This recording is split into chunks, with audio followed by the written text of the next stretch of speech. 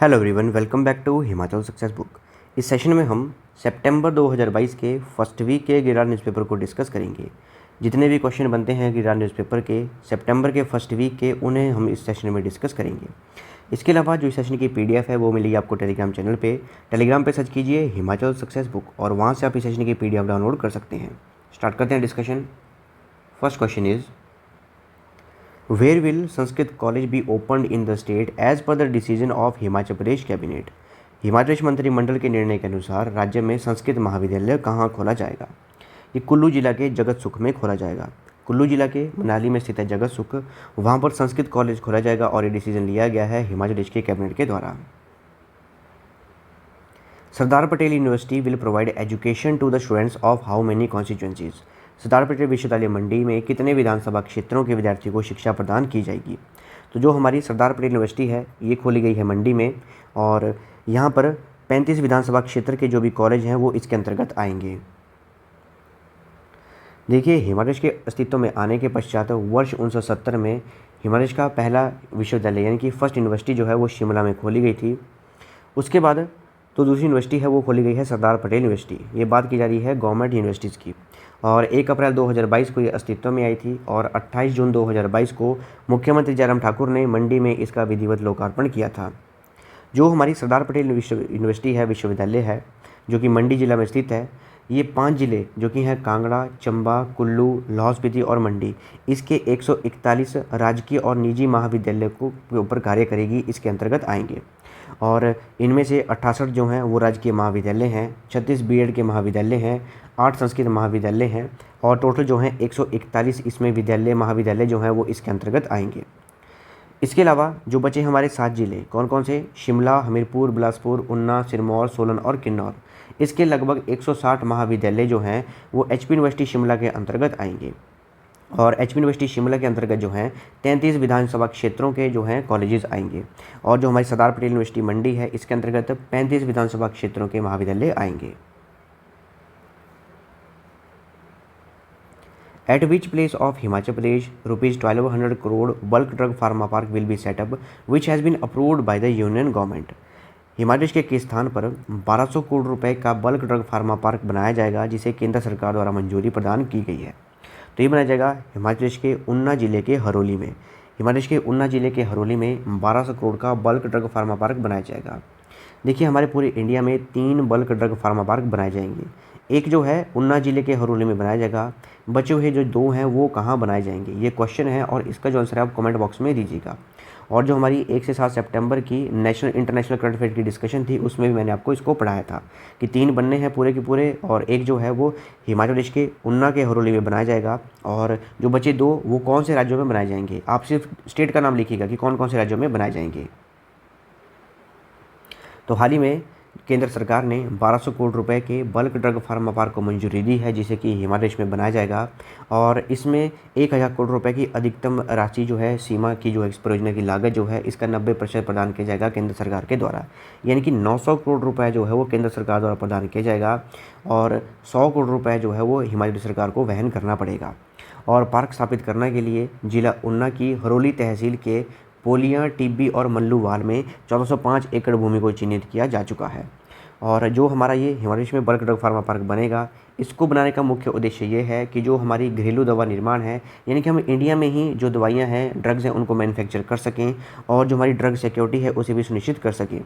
इसके अलावा दवाइयाँ बनाने के लिए जो भी साल्ट चाहिए होता है, जो भी कच्चा माल चाहिए होता है, वो सारा का सारा हम यहीं पर बनाएंगे। और जो हमारी चीन पर निर्भरता है दवाइयाँ बनाने के लिए, ड्रग्स बनाने के लिए, वो भी कम हो जाएगी।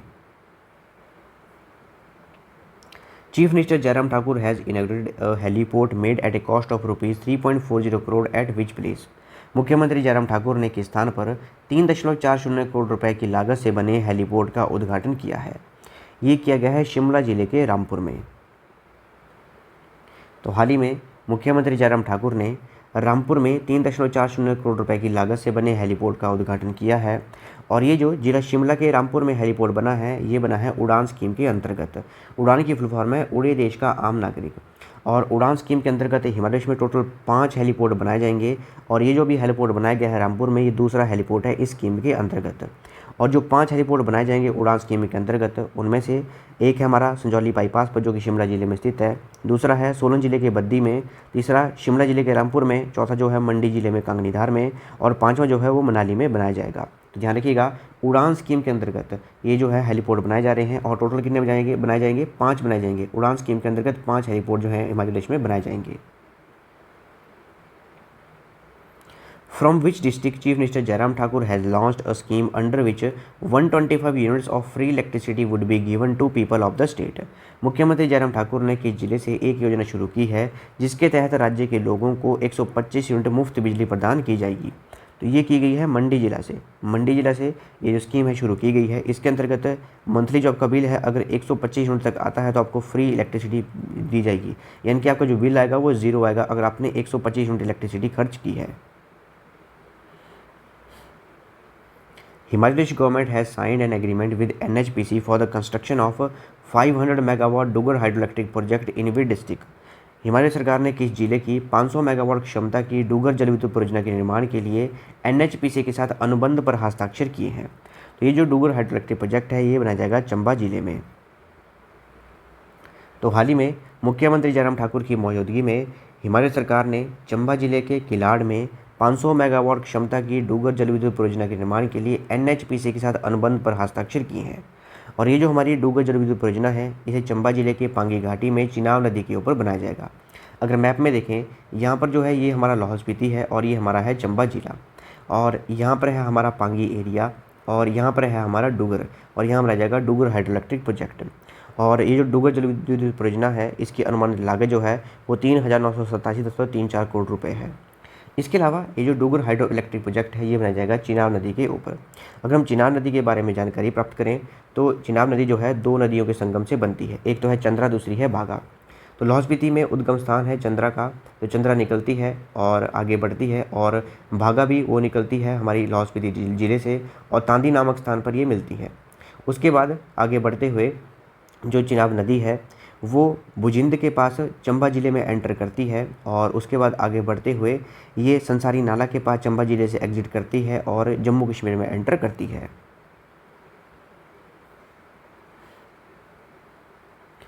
Himachal Pradesh government has signed an agreement with BBMB for the construction of 42 megawatt Baggi hydroelectric project in with district. Himachal सरकार ने किस जिले की 42 मेगावाट क्षमता की बग्गी जल विद्युत परियोजना के निर्माण के लिए BBMB के साथ अनुबंध पर हस्ताक्षर किए हैं। तो ये जो हमारी बग्गी हाइड्रोइलेक्ट्रिक प्रोजेक्ट है 42 मेगावाट का प्रोजेक्ट है और ये बनाया जाएगा मंडी ज़िले में।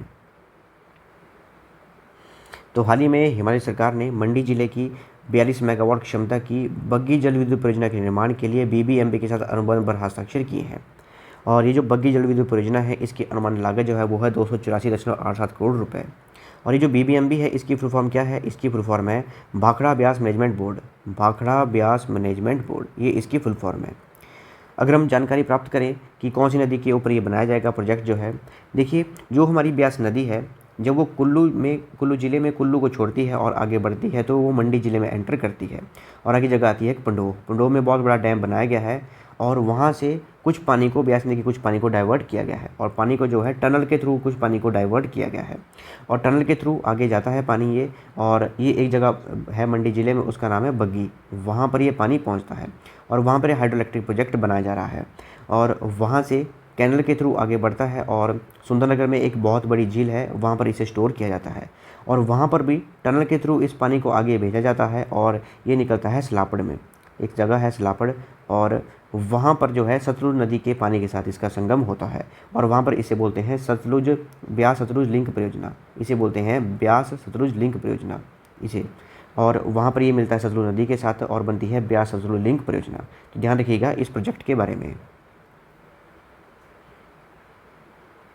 Kumarsain area is sited on the bank of which river. Kumarsain क्षेत्र किस नदी के किनारे बसा हुआ है? कुमारसेन क्षेत्र जो है ये सतलुज नदी के किनारे बसा हुआ है। तो वैदिक नदी सतलुज के किनारे बसे कुमारसेन क्षेत्र में शैव, शाक्त और नाग मत की परंपरा प्रचलित है। देखिए एग्जाम में क्वेश्चन आ सकता है कि शैव, शाक्त और नाग मत की जो परंपरा है वो कहाँ प्रचलित है? वो कुमारसेन क्षेत्र में प्रचलित है जो कि सतलुज नदी के किनारे बसा हुआ है। और कुमारसेन के देव शिरोमणि अष्टकोटि देव कोटेश्वर महादेव की एकमात्र छाया है। और कहा जाता है कि कोटेश्वर महादेव जो हैं पाकिस्तान में स्थित शक्तिपीठ हिंगला से आए। हिंगला से केदारनाथ होते हुए पब्बर नदी के किनारे शक्तिधाम हाटकोटी आए थे और हाटकोटी से कुमारसेन में प्रकट हुए और अपने प्रताप से इस क्षेत्र के देवाधिपति बने थे। और ऐसी भी मान्यता है कि कोटेश्वर का मंदिर पूरब में कोटखाई के सराटा नामक स्थान पर था, जहां पर अतिवृष्टि के कारण मंदिर ध्वस्त हो गया और कोटेश्वर का जो लिंग है रूप में प्रतिवाहित हुआ और हाटकोटी पहुंच गया था। In which district of Himachal Pradesh is the Narsingh temple of Neti located? Nerti का नरसिंह मंदिर हिमाचल प्रदेश के किस जिले में स्थित है? तो जो हमारा नेरटी का नरसिंह मंदिर है ये कांगड़ा जिले में स्थित है। तो जो हमारा कांगड़ा जिले का नेरटी का नरसिंह मंदिर है, इस मंदिर के विषय में कहा जाता है कि भूकंप के प्रकोप से किसी डाली के समान ये झूला था और अंतिम झटके के उपरांत एक तरफ की तरफ ये टेढ़ा हो चुका था। आप देख सकते हैं इमेज में, ये नेरटी नरसिंह का मंदिर है और ये इस तरफ को टिल्ट हो चुका है और उसी रूप में अभी भी ये टेढ़ा दिखाई देता है। Chief minister Jairam Thakur presented the budget of how many crore from the financial year 2020-23 in the Vidhan Sabha on 4 मार्च। मुख्यमंत्री श्री जयराम ठाकुर ने 4 मार्च को विधानसभा में वित्तीय वर्ष 2022-23 के लिए कितने करोड़ का बजट जो है पेश किया है? ये किया है 51,365 करोड़ रुपए का। Himachal Pradesh first drone pilot school will be opened in which district? Himachal का पहला ड्रोन पायलट स्कूल किस जिले में खोला जाएगा? ये खोला जा चुका है, ये कांगड़ा जिले में खोला जा चुका है। कांगड़ा में हमारा ITI शाहपुर और वहाँ पर हिमाचल प्रदेश का पहला ड्रोन पायलट स्कूल खोला गया है। Which district of Himachal Pradesh have been selected for the dragon fruit cultivation? Himachal Pradesh के किन जिलों को ड्रैगन फ्रूट की खेती के लिए चुना गया है? 2 जिले हैं, एक है हमारा ऊना, दूसरा है कांगड़ा। इन दोनों को जो है ड्रैगन फ्रूट की खेती के लिए चुना गया है। जो ड्रैगन फ्रूट है इसे पिटाया भी कहा जाता है, ये पिटाया फ्रूट है और कैक्टस स्पीसीज़ का ये फ्रूट है। ध्यान रखिएगा, कैक्टस स्पीसीज़ का फ्रूट है ड्रैगन फ्रूट और बेसिकली ये अमेरिका का फल है, अमेरिका का फ्रूट है। Jangithopan Powari hydroelectric project is related to which district of Himachal Pradesh? Jangithopan Powari जलविद्युत परियोजना हिमाचल प्रदेश के किस जिले से संबंधित है? किन्नौर जिले से संबंधित है। किन्नौर जिले में है Jangithopan Powari hydroelectric project. 804 megawatt की इसकी कैपेसिटी है और सतलुज नदी के ऊपर इस प्रोजेक्ट को बनाया गया है। In which city of Himachal Pradesh was the international literature festival organised under the programmes of Azadi ka Amrit Mahotsav? आज़ादी का अमृत महोत्सव के कार्यक्रमों के तहत अंतर्राष्ट्रीय साहित्य उत्सव का आयोजन हिमाचल प्रदेश के किस शहर में हुआ था? तो ये हुआ था शिमला में। शिमला में आज़ादी के अमृत महोत्सव के अंतर्गत अंतर्राष्ट्रीय साहित्य उत्सव का आयोजन किया गया था और इसका नाम रखा गया था उन्मेष। ये ध्यान रखिएगा, काफ़ी इंपॉर्टेंट है। इसका नाम रखा गया था उन्मेष। जो हमारा अंतर्राष्ट्रीय साहित्य उत्सव हुआ था शिमला में, उसका नाम रखा गया था उन्मेष और ये चला था 16 से लेकर 18 जून तक। By whom was the Sanskrit text Shukra Saptati composed by Chintamani Bhatt translated into Persian and named as Tutinama? Chintamani Bhatt द्वारा रचित संस्कृत ग्रंथ शुक्र सप्तति का फारसी में अनुवाद कर उसका नाम तूतीनामा किसके द्वारा रखा गया था? ये किया गया था ख्वाजा उद्दीन ननकशबी द्वारा। ख्वाजा उद्दीन ननकशबी द्वारा एक संस्कृत का टेक्स्ट था जिसे बोलते थे हम शुक्र सप्तति और इसे चिंतामणि भट्ट द्वारा लिखा गया था और उसका फारसी में अनुवाद किया गया था, उसका नाम रखा गया था Tutinama. Ozone day is celebrated on which day? Ozone दिवस किस तिथि को मनाया जाता है? जो हमारा ओजोन डे है 16 सितंबर को मनाया जाता है और 2022 की जो इसकी थीम थी वो थी global cooperation protecting life on earth. Who was recently sworn in as 49th chief justice of India? हाल ही में किसने भारत के 49वें मुख्य न्यायाधीश के रूप में शपथ ग्रहण की है? ये हैं हमारे जस्टिस उदय उमेश ललित। जस्टिस उदय उमेश ललित भारत के 49वें मुख्य न्यायाधीश बने हैं। कमेंट बॉक्स में लिख के दीजिएगा कि हिमाचल प्रदेश हाई कोर्ट के चीफ जस्टिस कौन हैं। HP हाई कोर्ट के हमारे चीफ जस्टिस कौन है, ये जो है कमेंट बॉक्स में लिख के दीजिएगा।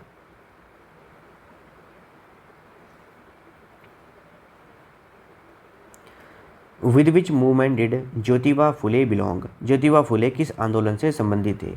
ज्योतिबा फुले जो थे वो जाति विरोधी आंदोलन से संबंधित थे। In which country natural arsenic polluted water is found? प्राकृतिक आर्सेनिक प्रदूषित जल किस देश में मिलता है? देखिए, जैसे हम नेचुरल वाटर पीते हैं हमारे देश में, हमारे गांव में जैसे कि आप हैंडपम्प से, कुएं से नेचुरल वाटर पीते हैं, वैसे ही बांग्लादेश में जो नेचुरल वाटर है उसमें आर्सेनिक पाया जाता है। आर्सेनिक से पॉल्यूटेड है बांग्लादेश का पानी। इन ऑप्शन के हिसाब से जो आंसर है वो है बांग्लादेश। और यहाँ पर देख सकते हैं मैप में काफ़ी देश हैं, जैसे कि हमारा अर्जेंटीना हो गया, चिले हो गया, मैक्सिको हो गया, वेस्टर्न यूएसए हो गया, यहाँ पर मंगोलिया है हमारा, यहाँ पर हमारा वियतनाम है, ताइवान है, थाईलैंड है, बांग्लादेश है। ये जो देश हैं इनके पानी में जो है आर्सेनिक पाया जाता है।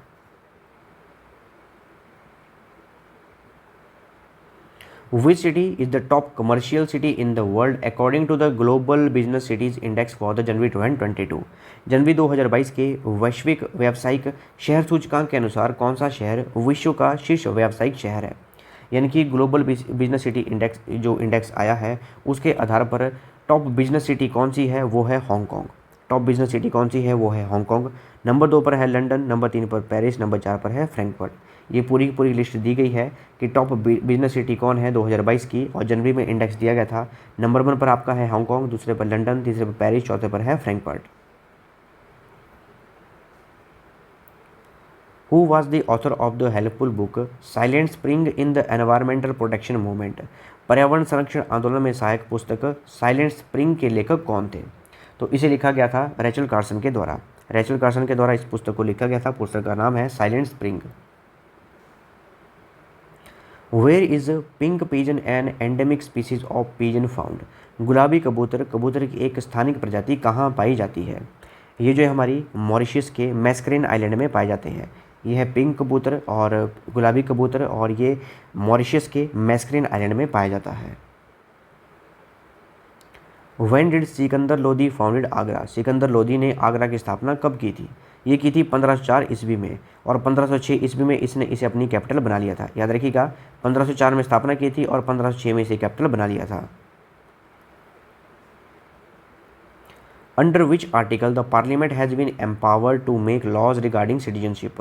किस अनुच्छेद के तहत संसद को नागरिकता के संबंध में कानून बनाने का अधिकार प्रदान किया गया है? यही जो हमारा संविधान है, कॉन्स्टिट्यूशन है, उसका आर्टिकल 11 है। आर्टिकल 11 यानी कि जो अनुच्छेद 11 है, इसके अंतर्गत जो पार्लियामेंट है उसे एम्पावर किया गया है, उसे अधिकार दिया गया है कि वो सिटीजनशिप के रिगार्डिंग जो है लॉ बना सकते हैं। और 4 बार जो ये लॉ हैं सिटीजनशिप के, इन्हें चेंज किया गया। एक बार 1986 में, दूसरी बार 1992 में, तीसरी बार 2003 में और चौथी बार 2005 में। तो ये थी हमारी डिस्कशन। और अगर आपको इस सेशन की पीडीएफ चाहिए तो आप टेलीग्राम चैनल से डाउनलोड कर सकते हैं।